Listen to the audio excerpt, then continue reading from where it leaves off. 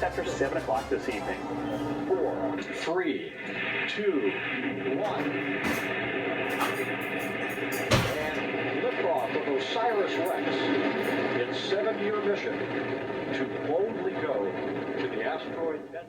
The Atlas V bolting off the pad, 1.2 million pounds of thrust from Launch Complex 41 at the Cape Canaveral Air Force Station. On board NASA's Osiris-REx spacecraft, they will be heading 750,000 miles into space to one of the several thousand near-Earth asteroids. The choice was asteroid Bennu. It was chosen because it's not too far from our planet and because it's a big one, 500 meters across, about the size of the Empire State Building. Now, 2 years after tonight's launch, in August of 2018, the Osiris-REx will arrive at the asteroid.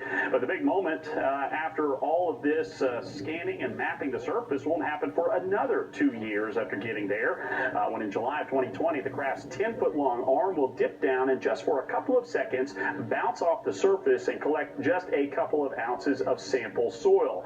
Then comes the trip home, getting back to Earth in September of 2023, as the sample will be delivered into the hands of scientists to study.